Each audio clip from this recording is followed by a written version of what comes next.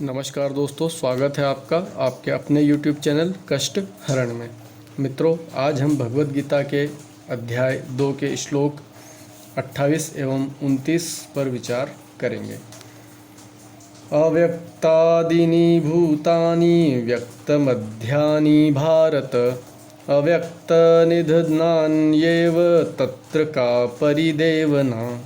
अर्थात सारे जीव प्रारंभ में अव्यक्त रहते हैं, मध्य अवस्था में व्यक्त होते हैं और विनिष्ट होने पर पुनः अव्यक्त हो जाते हैं। अतः शोक करने की क्या आवश्यकता है। तात्पर्य यह स्वीकार करते हुए कि दो प्रकार के दार्शनिक हैं, एक तो वे जो आत्मा के अस्तित्व को मानते हैं और दूसरे वे जो आत्मा के अस्तित्व को नहीं मानते।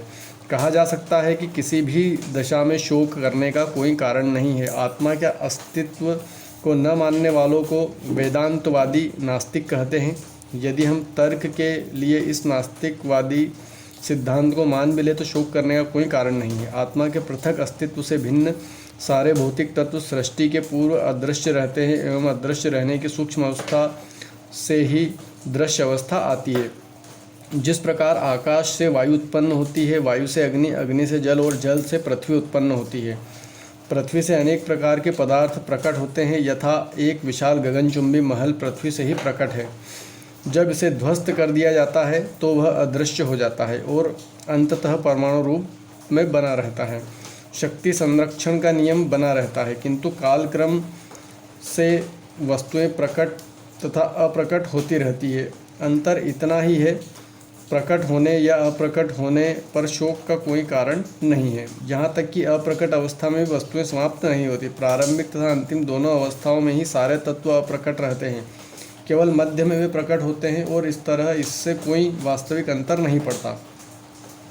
यदि हम भगवद गीता के इस वैदिक निष्कर्ष को मानते हैं कि ये भौतिक शरीर कालक्रम में नाशवान है किंतु आत्मा शाश्वत है, तो हमें यह सदा स्मरण रखना होगा कि यह शरीर वस्त्र के समान है। अतः वस्त्र परिवर्तन होने पर शोक क्यों। शाश्वत आत्मा की तुलना में भौतिक शरीर का कोई यथार्थ अस्तित्व नहीं होता। यह स्वप्न के समान है। स्वप्न में हम आकाश में उड़ते हैं या राजा की भांति रथ पर आरूढ़ हो सकते हैं, किंतु जागने पर देखते हैं कि न तो हम आकाश में हैं न रथ पर।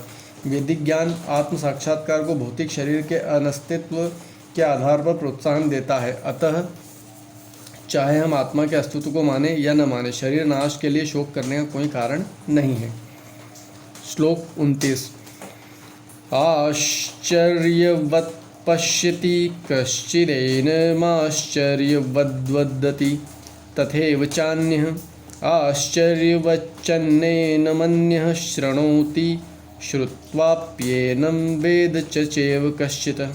कोई आत्मा को आश्चर्य से देखता है, कोई इसे आश्चर्य की तरह बताता है तथा कोई इसे आश्चर्य की तरह सुनता है, किंतु कोई इसके विषय में सुनकर कुछ भी नहीं समझ पाते। तात्पर्य चूँकि भगवद गीता के सिद्धांत पर आधारित भगवद गीता उपनिषदों के सिद्धांत पर आधारित है, अतः कठोपनिषद में इस श्लोक का होना कोई आश्चर्यजनक नहीं है।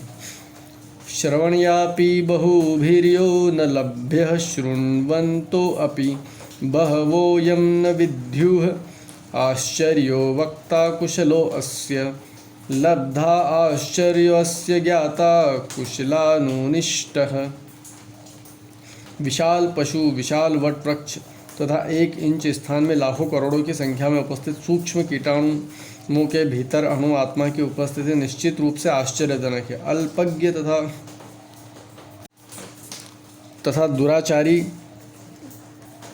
व्यक्ति अणु आत्मा के स्फुलिंग के चमत्कारों को नहीं समझ पाते। भले ही उसे बड़े से बड़ा ज्ञानी जिसने विश्व के प्रथम प्राणी ब्रह्मा को भी शिक्षा दी हो, क्यों न समझ आए।